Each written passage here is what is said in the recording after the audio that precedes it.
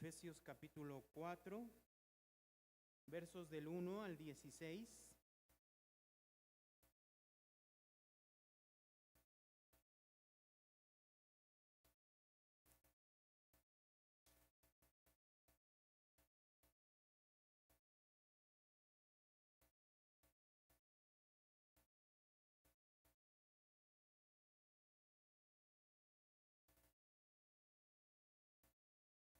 Efesios capítulo 4, versos del 1 al 16.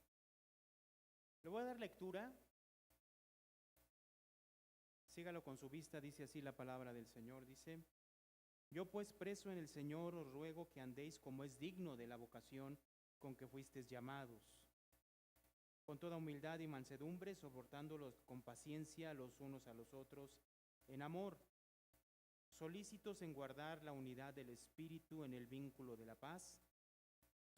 Un cuerpo, un espíritu, como fuisteis también llamados en una misma esperanza de vuestra vocación, un Señor, una fe, un bautismo, un Dios y Padre de todos, el cual es sobre todos y por todos y en todos. Pero a cada uno de nosotros fue dada la gracia conforme a la medida del don de Cristo, por lo cual dice: subiendo a lo alto, llevó cautiva la cautividad y dio dones a los hombres. Y eso de que subió, ¿qué es? Sino que también había descendido primero a las partes más bajas de la tierra. El que descendió es el mismo que también subió por encima de todos los cielos para llenarlo todo.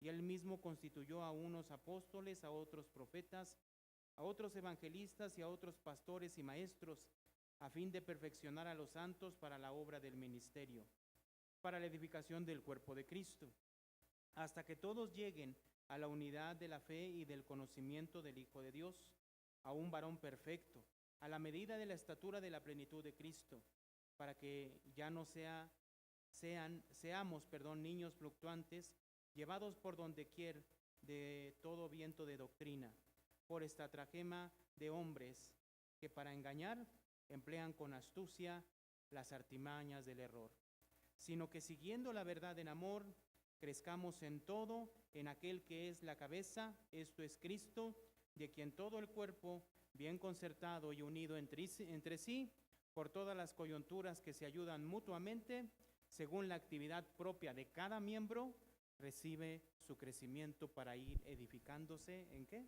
En amor. Oremos, hermanos. Dios de los cielos, Señor Padre Celestial, delante de tu presencia estamos, Señor. Padre, estamos agradecidos por tu amor y tu misericordia, Señor, que tienes para cada uno de nosotros, Señor. Gracias, Señor, por tu amor, tu misericordia, con que nos hablas, con que nos guías el día de hoy, Señor. Pedimos en esta hora que tu presencia esté con cada uno de nosotros, Señor, que tu Santo Espíritu esté obrando en nuestras vidas, en nuestros corazones, conforme, Señor, a tu misericordia y tu bondad. Abre los ojos de nuestro entendimiento y haznos comprender, Señor, tu palabra el día de hoy. Te lo pedimos en el nombre de Cristo Jesús. Amén y amén. Gloria a Dios.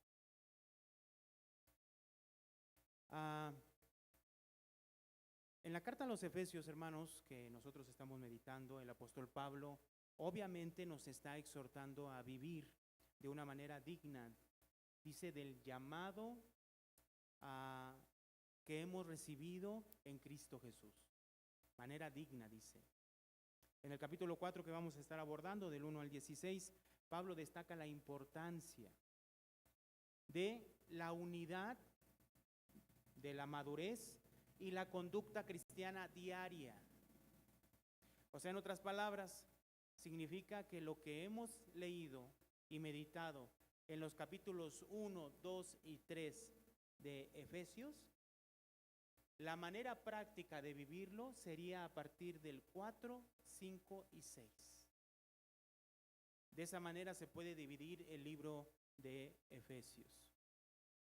Entonces nos recuerda que como creyentes formamos un solo cuerpo, ¿sí? unidos por un mismo espíritu y llamados a reflejar las virtudes a las cuales estamos llamados a vivir, como la humildad, la mansedumbre, la paciencia y el amor. Además, enfatiza que cada uno de nosotros ha recibido dones específicos para la edificación de la misma iglesia, con el propósito de crecer juntos hasta alcanzar la plenitud de Cristo. Esta sección que vamos a ver el día de hoy del libro de Efesios nos desafía, hermanos, a mantener la unidad del Espíritu y vivir en armonía como iglesia, contribuyendo cada uno con su don que Dios le ha dado, particularmente para el beneficio mutuo y el fortalecimiento del cuerpo de Cristo. Hoy vamos a hablar, hermanos, de la vida digna del llamado cristiano. ¿Qué es lo que nos está diciendo la palabra? En el capítulo 4, verso 1 dice: yo pues, preso en el Señor, os ruego que andéis como es digno de la vocación con que habéis sido, ¿qué? Llamados. Entonces, en primer lugar, vamos a nosotros a ver a través del capítulo 4, versos del 1 al 6, viviendo el llamado cristiano en unidad.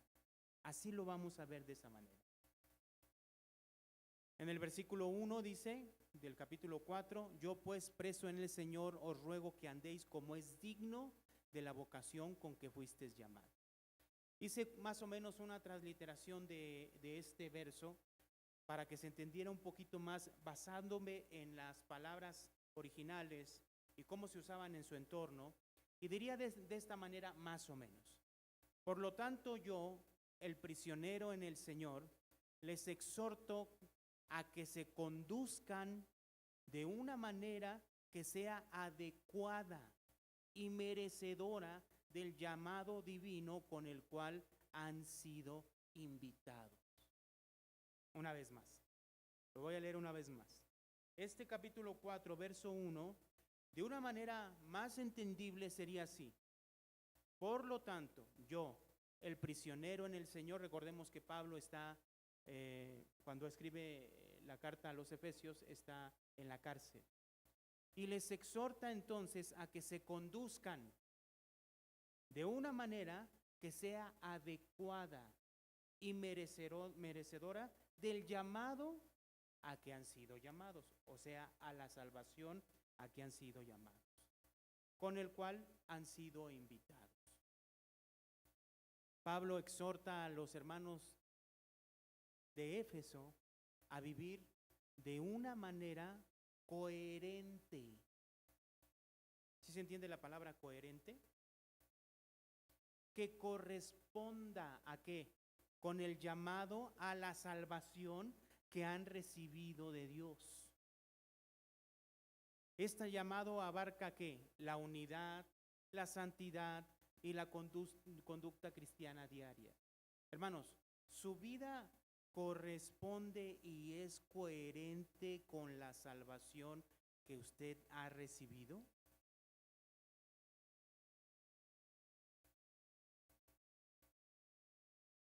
¿Demostramos los frutos del Espíritu en nuestra vida cotidiana? Porque lo que está diciendo Pablo es que, según el verso capítulo 1, vamos a regresar al capítulo 1, a ver capítulo 1. Según lo que dice Pablo en el capítulo 1, verso 3 y 4, dice: bendito sea el Dios y Padre de nuestro Señor Jesucristo, que nos bendijo con toda bendición espiritual en los lugares celestiales en Cristo, según nos escogió en Él antes de la fundación del mundo, para que fuésemos, ¿qué, hermanos? Santos y sin mancha delante de Él. Y nosotros dijimos lo siguiente: Dios nos ha bendecido desde antes de la fundación del mundo. Él lo hizo. ¿Con qué propósito? Para que nosotros delante de Él estuviéramos viviendo santos y sin mancha delante de Él. Perfecto. Para que nosotros llegáramos a ese propósito por el cual Él nos escogió en Cristo Jesús, Él envió a su Hijo Jesús para que a través de su sacrificio nosotros fuéramos adoptados sus hijos, fuéramos aceptados en Él, fuéramos perdonados de nuestros pecados, fuéramos alumbrados por medio del Espíritu Santo para que conociéramos el Evangelio e inclusive tener una herencia en los cielos en Cristo Jesús. Y no se quedó ahí, sino que a través del Espíritu Santo que pone Él en nosotros, dice ahí en el capítulo 1, verso 14, que el Espíritu Santo es las arras de nuestra herencia. Para que nosotros podamos llegar a esa herencia, el Espíritu Santo es el que obra en nosotros. Entonces, toda esa salvación en la cual nosotros no tenemos nada que ver, porque es toda y plenamente de Dios, y Él decidió salvarnos, y Él nos escogió desde antes de la fundación del mundo, y está haciendo toda esa obra en nosotros. En el capítulo 1, verso 18, a partir del capítulo 1, verso 15, Pablo está haciendo una oración por los hermanos de Éfeso. Y está orando por tres cosas. La primera que ora, lo primero que dice en el verso 17, dice: para que el Dios de nuestro Señor Jesucristo, el Padre de gloria, os dé espíritu de sabiduría y de revelación, ¿en qué? En el conocimiento de Él. Entonces, lo que Pablo, en otras palabras, está diciendo de manera sencilla es: Señor, envía tu Espíritu Santo, ese Espíritu Santo que es el espíritu de sabiduría y de revelación, para que la iglesia pueda conocerte. Y pueda conocerte y conocer tu plan. Y eso lo menciona en el verso 18, dice: alumbrando los ojos de vuestro entendimiento, para que sepáis cuál es la esperanza a que Él que os ha llamado, y cuáles las riquezas de la gloria de su herencia en qué, en los santos. Entonces aquí está diciendo la palabra esperanza. La palabra esperanza tiene un sinónimo aquí. ¿Cuál es? La salvación en Cristo. ¿Cuál es la salvación en Cristo? Todo lo que vemos del capítulo 1, verso 3 al verso 14, es la salvación que Dios ha hecho en nosotros, la cual planeó desde antes de la fundación del mundo. Entonces, si nosotros regresamos al capítulo 4, verso 1,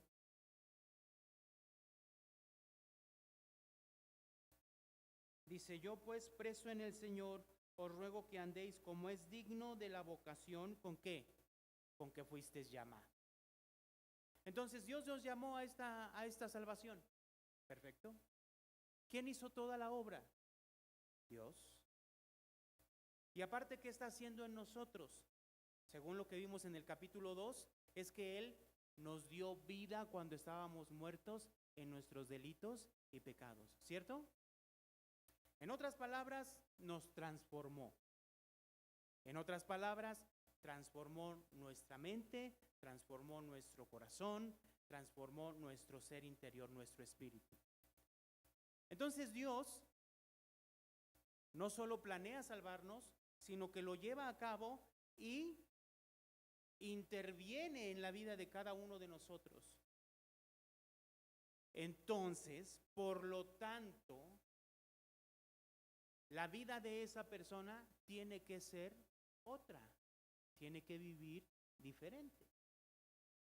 Por eso, Pablo en el capítulo 4, verso 1 dice: yo pues preso en el Señor os ruego que andéis como es digno de ¿qué? De la vocación con que fuisteis llamados. Entonces, esa salvación que Dios hizo en nosotros, en todo aquel creyente, ¿qué debe de pasar en la vida de esa persona? Debe de dar fruto. Y debe de vivir una vida que corresponda a esa salvación. Por eso Pablo dice aquí: os ruego que andéis como es digno de la vocación con que fuisteis llamados. ¿Cómo? Verso 2. Con toda humildad y mansedumbre, soportándonos ¿qué? Soportando con paciencia los unos ¿qué? A los otros ¿en qué? En amor. Traté de ver estas palabras en el original e hice un texto para que lo entendamos nosotros. El verso 2 sería así. La forma de comportarnos como es digno sería con toda humildad de mente y corazón, y con una actitud de gentileza y control a uno mismo, soportándose unos a otros con paciencia y amor fraternal, tolerando las dificultades y personas difíciles sin desesperarse. Entonces aquí ya está hablando de lo que hacemos, de nuestra conducta, de nuestras acciones, de cómo somos. Y es que nos lleva a un terreno donde nos cuesta trabajo. ¿Por qué nos cuesta trabajo? Porque el ser humildes, el ser mansos, el tener control, que Dios controle nuestras vidas, el ser gentiles con los demás, el tener control de uno mismo a pesar de las circunstancias y de los problemas que pueda haber dentro de la iglesia, porque está hablando dentro de la iglesia, el soportarnos unos a otros es difícil. Cada una de las personas salvas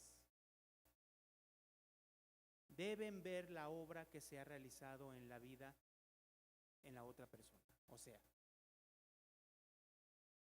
si nosotros solamente tratamos de soportar por soportar, o de amar por amar, o de convivir por convivir, y no hay un deseo en realidad genuino de amar y tolerarnos, no se trata de eso. ¿De qué se trata? De ver la obra y la salvación de Cristo en esa persona. ¿Cómo podemos ser tolerantes? ¿Cómo podemos soportarnos unos a otros?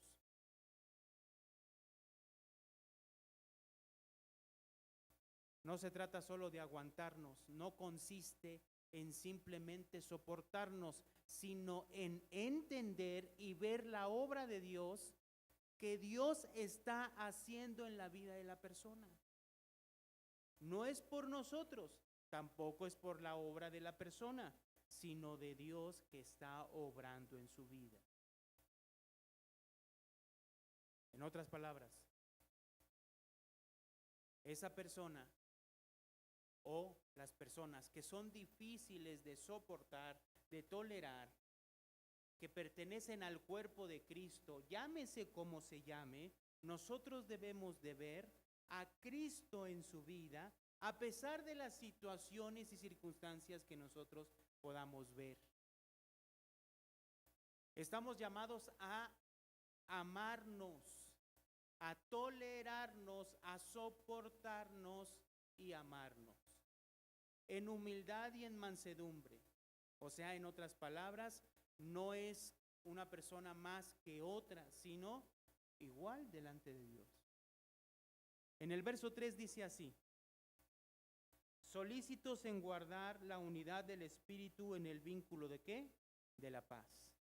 Esto significa que no solamente la persona salva, en el caso de nosotros, no solamente debe de hacer esto porque lo tiene que hacer, no. Inclusive dice que debe de ser solícito.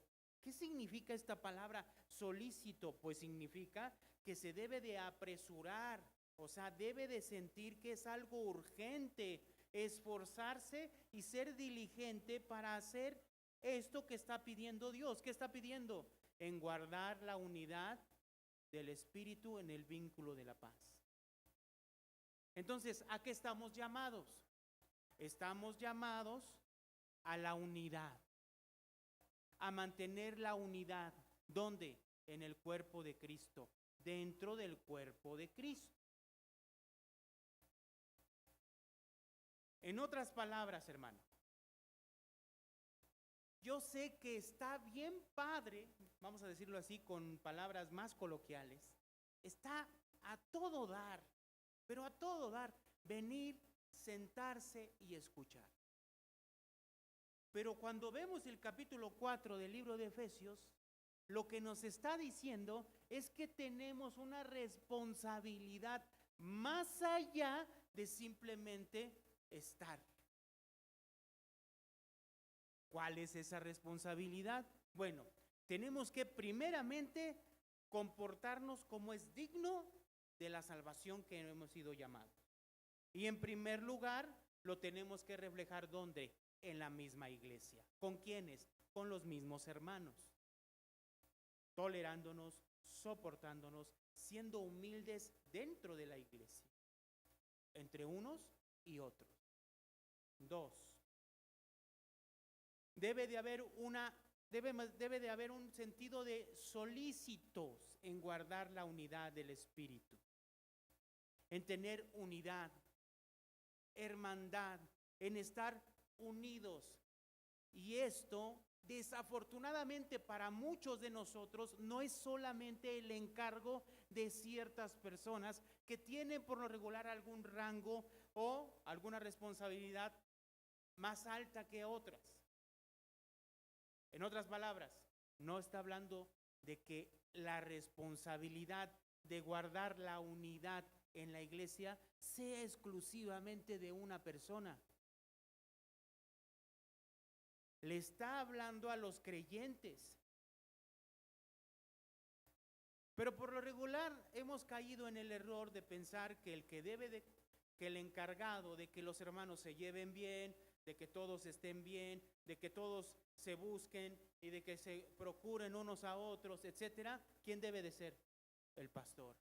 Y déjeme decirle que usted está llamado a esa responsabilidad. Solícitos en guardar la unidad del Espíritu en el vínculo ¿de qué? De la paz. O sea, en otras palabras, ¿a qué estamos llamados? A la paz. ¿Y qué es eso de la paz? No tener problemas. ¿Con quién? ¿Con quién? ¿Con quién? Con nadie.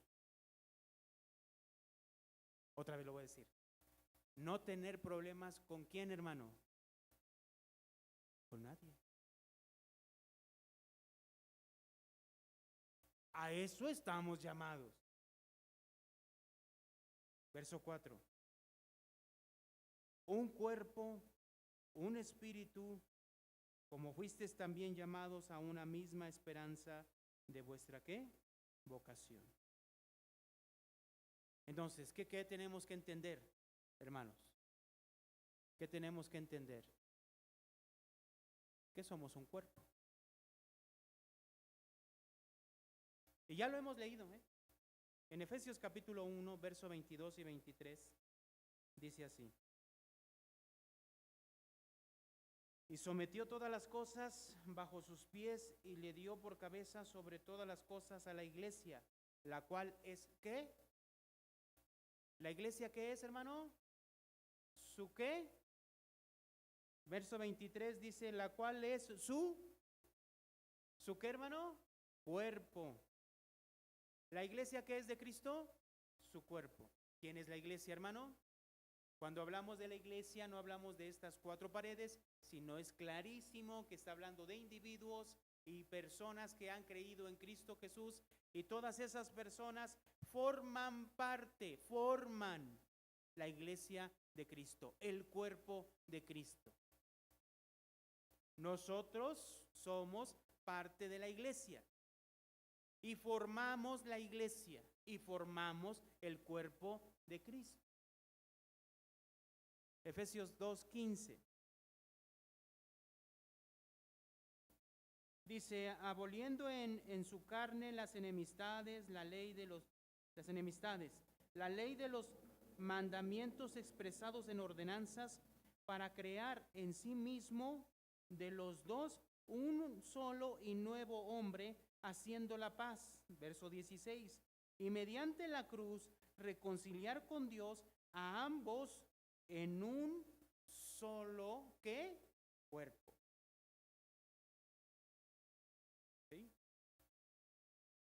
¿Su cuerpo está unido o está desunido? Unido. Y le hace moverse, pero está unido o no. ¿Qué pasa si uno de sus extremidades o alguna parte de su cuerpo no está unida a usted? ¿Qué pasa? Se muere, ¿cierto? ¿A qué estamos llamados? A la unidad. ¿Quién está llamado a estar solícitos, trabajar y esforzarse por esa unidad? ¿Quién? ¿Quién, hermano? Todos. Todos. ¿Cómo lo tenemos que hacer? Soportándonos, amándonos, siendo humildes, mansos, no creyéndonos más que los demás. ¿Por qué? Porque somos un cuerpo. ¿Porque somos qué, hermano? Un cuerpo. Y después, ¿qué dice el verso 4? Un espíritu, ¿sí? Como fuisteis también llamados en una misma esperanza de vuestra vocación. Entonces, el mismo espíritu que estuvo en Pablo, que estuvo obrando en la iglesia de Éfeso hace más de 2000 años, también está obrando en nosotros, en cada uno de nosotros. ¿O no, hermanos? Porque según lo que vemos aquí, es que la salvación de Cristo Jesús, la salvación en Cristo Jesús, la cual Dios preparó de antemano desde antes de la fundación del mundo, esa salvación venía con un paquete completo, vamos a decirlo así. Y el paquete completo era Cristo Jesús al venir a morir por nosotros, pero no solo te termina ahí, sino la llegada de ¿quién? Del Espíritu Santo en nuestras vidas. Entonces, ese Espíritu que vimos desde el capítulo 1, verso 13 y 14, que es las arras de nuestra herencia, y en el capítulo 1, verso 17, 18 y 19, es el Espíritu de sabiduría y de revelación que nos da a conocer al Padre, que alumbra los ojos de nuestro entendimiento, para que sepamos y entendamos esa salvación gloriosa a que hemos sido llamados. Bueno, esa salvación a que hemos sido llamados, el que está trabajando en nosotros independientemente en cada uno de nosotros, ¿es quién? El Espíritu. ¿Y qué hace el Espíritu? Nos unifica. ¿Para qué? Para perseguir unas mismas cosas. ¿Sí me explico? Porque yo no creo que el espíritu que tiene la hermana Rosalía sea diferente a la que tiene la hermana Virginia. Son el mismo espíritu. Y si es el mismo espíritu el que está obrando en Lalo, ¿por qué entonces buscamos cada quien cosas diferentes? Si tenemos el mismo espíritu, ¿qué tendremos que buscar? Hermanos, lo mismo. ¿Sí se explica? Entonces, en el capítulo 4, dice, como fuisteis también llamados a una misma esperanza de vuestra vocación. Hermanos, tenemos la misma salvación, el mismo espíritu, el mismo Señor Jesús que nos salvó. Somos parte de un solo cuerpo, somos parte del cuerpo de Cristo. Por lo tanto, tenemos que buscar la unidad entre nosotros. Dice el verso 5. Un Señor, o sea, nuestro Señor Jesucristo, una fe y un ¿qué? Y un bautismo. Un Dios y Padre de todos, verso 6, el cual es sobre todo y por todos, ¿qué? Y en todos. Entonces, Tenemos a Cristo, tenemos el Espíritu Santo, somos parte de un cuerpo, la misma salvación, la misma obra está en nosotros, Él está obrando de la misma manera, el Padre está en nosotros, por nosotros y en nosotros, y entonces, ¿a qué estamos llamados? A la unidad. ¿Cómo? ¿Cómo? Soportándonos, amándonos, sirviéndonos en humildad, en mansedumbre. Entonces, aquí sería lógico decir, si entre nosotros como iglesia no nos amamos, no nos procuramos, no nos toleramos, no nos soportamos y vemos la obra de Cristo en nosotros, a pesar de lo que somos, que Dios está obrando en nosotros. Porque sí está obrando o no, hermanos. ¿Sí, no?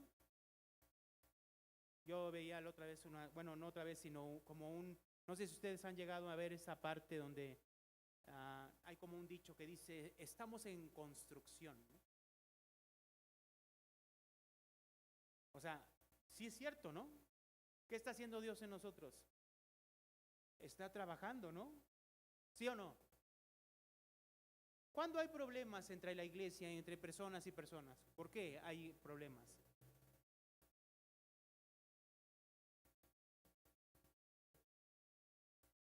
No puedo concebir yo a alguien que diga el hermanito no me cae bien o la hermanita no me cae bien. Eso sería,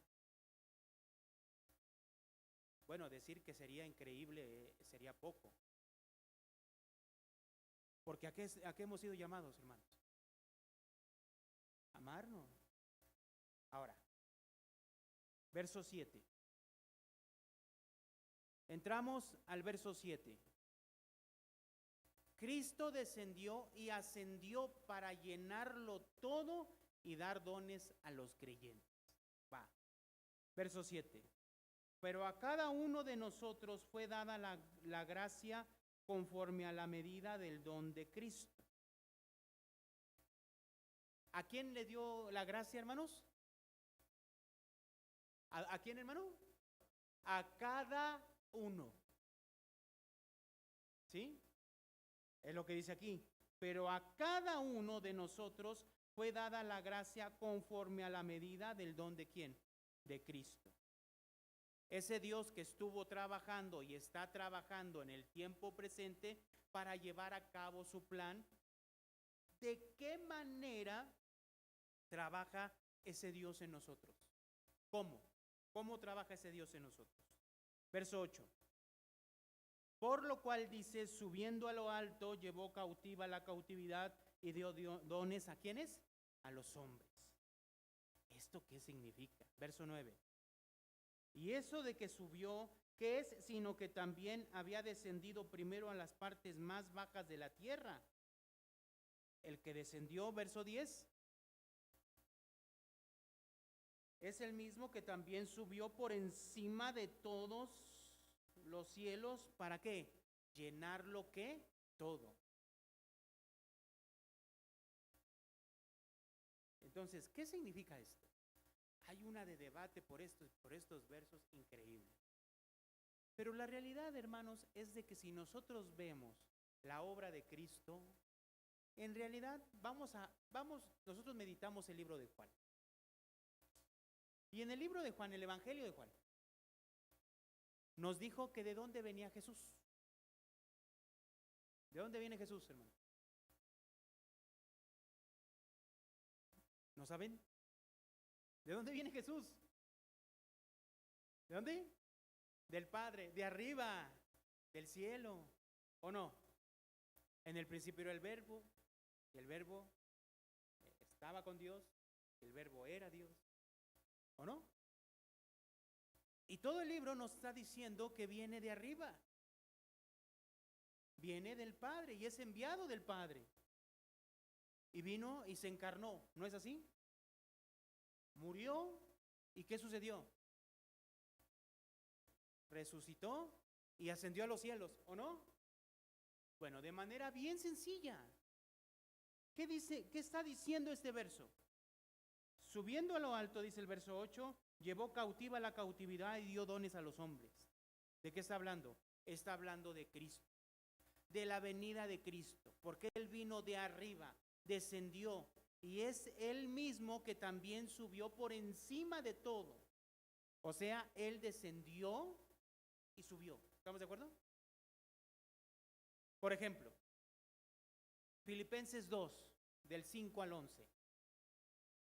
Pablo, ¿qué le está diciendo a los filipenses? Que tenemos que tener el mismo sentir que hubo en Cristo Jesús, el cual no estimó a ser igual a Dios como a cosa que aferrarse, sino que hizo, se despojó de quién, de sí mismo, y se hizo como quién, como nosotros, como hombre, tomó forma de hombre, ¿cierto? Y se hizo obediente hasta qué, hasta la muerte y muerte de cruz, pero no termina ahí el texto. Y después, ¿qué dice? Pero Dios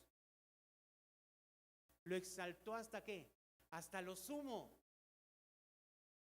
¿Qué es lo que nos está diciendo Filipenses? Jesús, ¿qué hizo? Vino, dejó, ¿no? Descendió de lo alto, murió, y después ¿qué? Fue exaltado por el Padre, para llenarlo todo, dice aquí el verso 9. Y eso de que subió, ¿qué es? Sino que también había descendido primero a las partes más, ¿qué dice? Más bajas de la tierra. Y el que descendió es el mismo que también subió por encima de todos los cielos para llenar lo que todo. ¿Qué significa esto? ¿Qué significa que llevó la cautividad? Como dice el verso 8, llevó cautiva la cautividad y dio dones a los hombres. Hermanos, ¿cómo estamos nosotros? ¿Cómo estábamos nosotros? ¿En qué condiciones estábamos? Si nosotros vamos al capítulo 2, viendo el contexto de Efesios, en el capítulo 2 nos dice que estábamos muertos en nuestros delitos y pecados, ¿o no? Y cuando especifica cómo estábamos muertos y en qué condición nos encontrábamos, ¿qué dice? Estábamos siguiendo la corriente de este mundo, ¿o no? Conforme al príncipe de la potestad del aire. O sea, ¿quién? Satanás. Seguíamos nuestros deseos, seguíamos nuestros pensamientos y hacíamos nuestras voluntades, lo que nosotros queríamos hacer, ¿o no? Esa condición, ¿cómo es? ¿Seguíamos a quién? ¿Quién gobernaba nuestras vidas? ¿Quién nos tenía cautivos? ¿Y qué vino a hacer Jesús? A librarnos, ¿no? ¿No nos libró? Claro. Colosenses 1:13, ¿qué dice?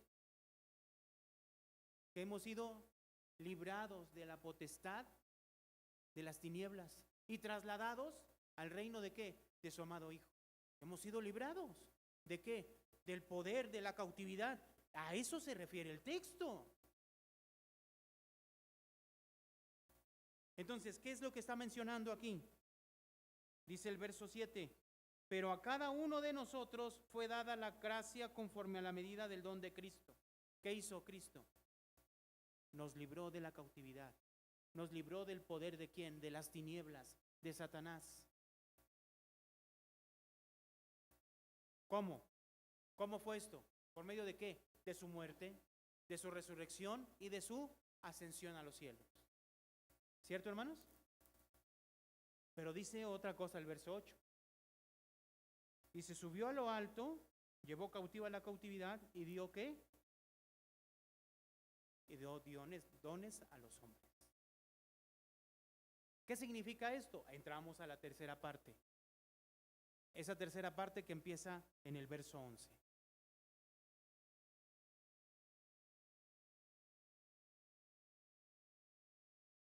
Y él mismo constituyó ¿qué? A unos apóstoles, a otros profetas, a otros evangelistas, a otros pastores y a otros ¿qué? Maestros. ¿Y qué significa esto? Dicen muchos que aquí se mencionan 5 ministerios. ¿Puede haber más funciones en la iglesia que estas? ¿Cómo ve? ¿O son las únicas? Lo que está haciendo Pablo es tomar este ejemplo, estos 5 personas, 5 personajes que están sirviendo a Dios, vamos a decirlo así, como un ejemplo, simplemente como un ejemplo de esos dones que Dios le repartió a los hombres, que dice en el verso 8. Vamos a ver otro en Romanos capítulo 12. Vamos a Romanos capítulo 12. Aquí también está hablando Pablo. Vamos a leer del 3 al 8. Dice: digo pues, por la gracia que me es dada, a cada cual que está entre vosotros, que no tenga más alto concepto de sí que el que debe de tener, sino que piense de sí ¿con qué? ¿Con qué, hermanos? Con cordura, conforme a la medida de la fe que Dios le repartió ¿a qué? A cada uno. En otras palabras coloquiales, no te creas. Hagas lo que hagas, no te creas. No te la creas de que eres la última Coca-Cola del desierto porque haces algo. Es lo que está diciendo Pablo. Lo estoy interpretando porque él quiso decir eso exactamente. Dice el verso 4. Porque de la manera que en un cuerpo tenemos muchos miembros, pero no todos los miembros tienen la misma función. ¿Estamos de acuerdo? ¿Qué es más valioso, hermanos, en su cuerpo? Dígame una cosa que usted puede decir: esta me la quitan y no me pasa nada. El apéndice. Y pobrecito del que es el apéndice, se puede estirpar y no pasa nada. No, hasta eso es importante, ¿no? Tiene una función. Todo. ¿O no? ¿Sí o no, hermanos? Ok. Teniendo en cuenta eso, que todos tienen una función diferente, pero forman parte de un cuerpo, dice el 5. Así nosotros, siendo muchos, somos un cuerpo en Cristo y todos miembros, ¿qué? Los unos de los otros. 6. De manera que, teniendo diferentes dones, según la gracia que nos es dada, si el de profecía, úsese conforme a la medida de la fe. O si el de servicio, ¿en qué? En servir. O el que enseña, en la enseñanza. El que exhorta, en la exhortación. El que reparte, con liberalidad. El que preside, con solicitud. Y el que hace misericordia, ¿qué? Con alegría. Dice el verso 9: el amor sea sin fingimiento. Aborreced lo malo, ¿qué? Seguid lo bueno. Somos un cuerpo. Pero aquí hay algo muy importante. Según Pablo, ¿a quién fue al que Dios le dio dones? Dígame la parte donde dice que exclusivamente escogió a ciertas personas exclusivísimas para darle un tipo de don. La realidad es de que no. ¿Qué dice? A todos les dio dones. Como todos formamos parte del cuerpo, tenemos diferentes funciones. Entonces, todos tenemos una función dentro del cuerpo. ¿Sí o no, hermanos? Entonces, esta iglesia es el cuerpo de Cristo. En esta iglesia usted forma parte de ese cuerpo.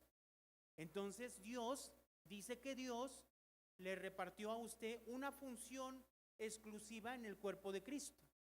Puede ser lo que vimos en el capítulo 4 de Efesios, o puede ser lo que se menciona aquí como en Romanos capítulo 12.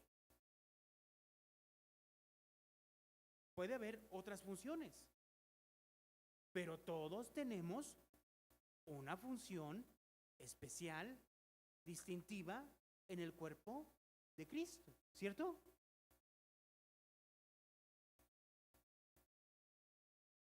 Amén, hermanos. ¿Todos? Regresemos a Efesios.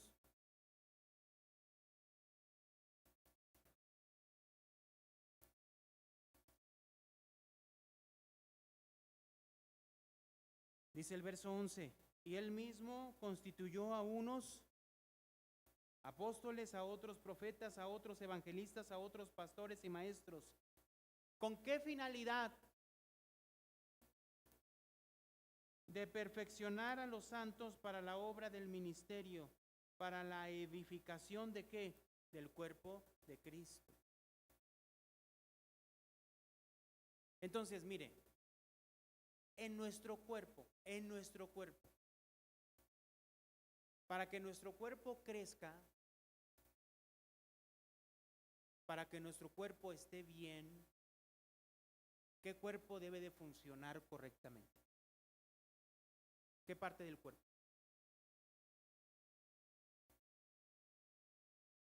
Todas, ¿no? Entonces, para que el cuerpo esté bien y crezca ese cuerpo, todas son indispensables. Si nosotros pensamos que estas 5 cosas que están aquí, o 5 ministerios que menciona aquí, hablando acerca de apóstoles, profetas, evangelistas, pastores y maestros, si nosotros pensamos que solamente esas personas son las que se encargan de que las personas se edifiquen, entonces como que no entraríamos a entender cómo es el cuerpo. Por eso le pregunto, dígame, en el cuerpo, la parte más importante. Nos iríamos por los órganos más vitales, ¿no? Pero la realidad es de que todas las partes son importantes. Entonces, todas las partes son ¿para qué? Según el verso 12 dice, a fin de perfeccionar a los santos para la obra ¿de qué? Del ministerio. ¿Para la edificación de qué? Del cuerpo de Cristo. Entonces déjeme decírselo así. Vamos a personificarlo porque aquí como que lo leemos y no lo aterrizamos. Usted es responsable de su función y del don que Dios le dio dentro del cuerpo de Cristo para que el cuerpo de Cristo crezca, madure, funcione.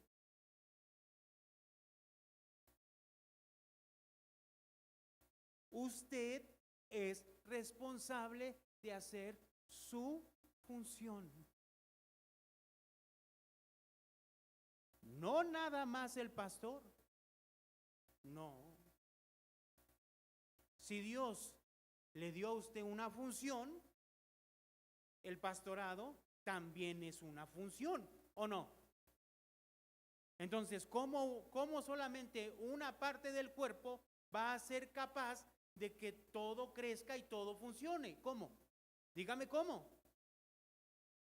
A ver, dígale, no haga nada y dígale, sáquese el corazón y dígale al corazón, tú tienes que hacer que todo funcione. No, le envía al cerebro sangre para que funcione, ¿no? Pero el cerebro, ¿qué tiene que hacer? Su función, ¿o no? Y las venas tienen que hacer ¿qué? Su función. Y los riñones, su función. Y las manos, su función, etcétera. ¿O no? Pero sí es una responsabilidad que usted tiene, ¿o no, hermano? ¿O no? Responsabilidad que se nos ha olvidado, que no tenemos nosotros como que esa solicitud, ¿no? Como dice ahí, solícitos. ¿En qué? En hacer guardar la unidad, que estemos unidos, que estemos fuertes, que vayamos creciendo. No. Si queremos crecer, la responsabilidad es del pastor. ¿Por qué le enseña? Yo no enseño. Entonces, como yo no enseño y yo estoy aquí, entonces el problema del crecimiento es responsabilidad del pastor. Ah, caray. Pues si en un cuerpo todos deben de funcionar para que el cuerpo funcione y crezca como debe de ser, ¿o no?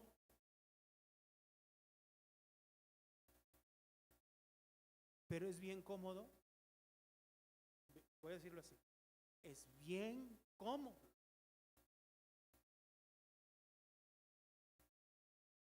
hacer nada. ¿No? Es bien cómodo, sin responsabilidad. Yo estoy bien. Dice el verso 13. Hasta que todos lleguemos a la unidad de la fe y del conocimiento del Hijo de Dios, a un varón perfecto, a la medida de la estatura de la plenitud de ¿quién? Entonces, ¿hacia dónde va el cuerpo de Cristo? ¿Hacia dónde va la iglesia? ¿Hacia qué objetivo va? ¿Hacia qué meta va?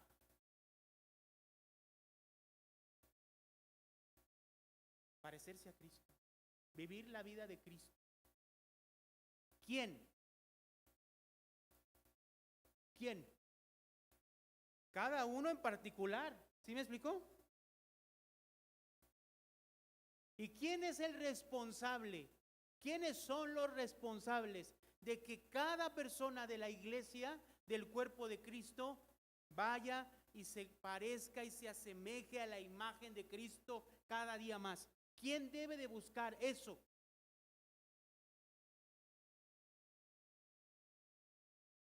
Si somos un cuerpo, ¿quién? Todos.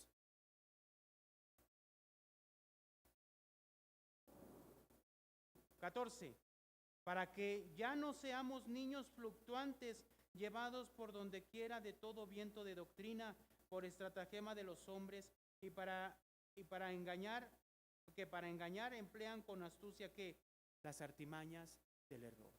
Entonces, para que no caigamos en la trampa de esas falsas doctrinas que arrastran sin duda, que nos mueven sin duda, ¿quiénes son los responsables de que ese cuerpo crezca para que no se vaya por donde quiera, por cualquier lado? ¿Quiénes son?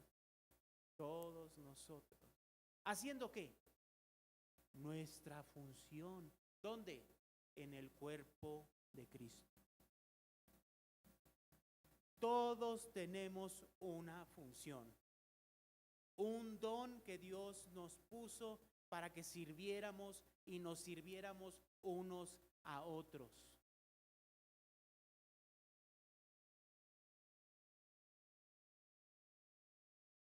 Verso 15.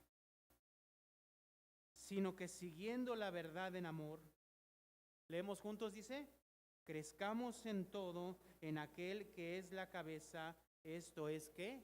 Cristo. Entonces, en amor, soportándonos, con humildad, con mansedumbre, en amor, crezcamos en el conocimiento de Dios. Y para eso nos tenemos unos a otros. ¿Para qué? Para animarnos, exhortarnos, alentarnos a seguir a qué? Adelante. No es la responsabilidad de una persona. Todos estamos llamados como cuerpo de Cristo a hacer crecer esta iglesia. Todos. Todos tenemos una función. Que te hayas acostumbrado a no hacer nada, esa es otra cosa. Pero que la Biblia nos diga que tú dentro del cuerpo de Cristo tienes algo que aportar para el crecimiento de esta iglesia, es lo que está diciendo la palabra. Lo aceptes o no lo aceptes, lo quieras ver o no lo quieras ver. Esa es la obra que Cristo ha hecho en nosotros.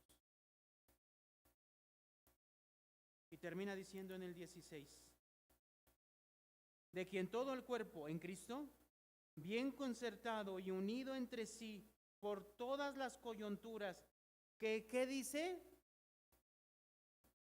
Que se ayudan mutuamente. ¿Qué dice? Según la actividad propia de ¿qué? Según la actividad propia de cada miembro. Todos tenemos una actividad propia. ¿Sí me explicó? Pregúntate, ¿qué función puedes o tienes o estás llamados a realizar en esta iglesia? ¿Qué función? Porque todos tenemos una función. Y esa función, por más pequeña que sea según nosotros, sirve para la edificación del cuerpo de Cristo. Es no para servirnos a nosotros, sino para servir a los demás. Si hoy usted ve en las redes sociales, en internet, el movimiento apostólico, el movimiento profético que se levanta en los profetas y los apóstoles, ¿sabe qué mencionan de los profetas y los apóstoles? ¿Qué son hoy? Son personas que están por encima de todos. Esas personas que son apóstoles y profetas, son personas que son hasta reverenciadas por sus mismas congregaciones. Y lejos de servirse, no, ellos se sirven de los hermanos. Nada que ver con lo que vemos aquí. Porque la función que yo hago es para beneficio de la iglesia, y la función que tú tienes, la función que menciona aquí, la actividad propia de cada miembro, es para la edificación del cuerpo de Cristo. No es para mí, es para la edificación de todos nosotros. ¿Y sabes qué? Pues nos estamos perdiendo de lo que Dios puso que tú hicieras en la iglesia, para que esta iglesia pueda crecer.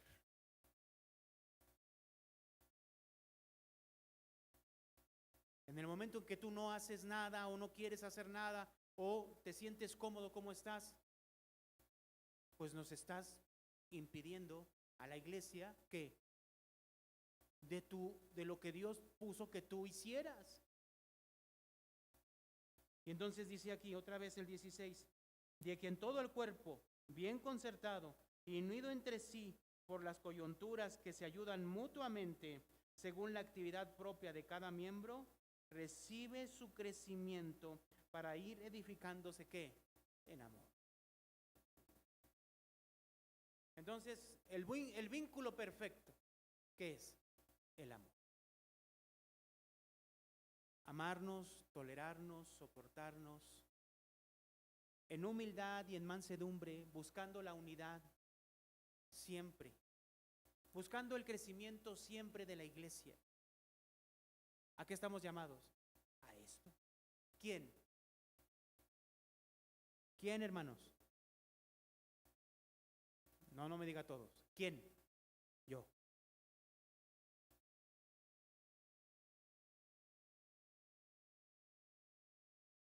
Debemos de procurarnos todos, sí, buscarnos todos, sí, hablarnos todos, sí.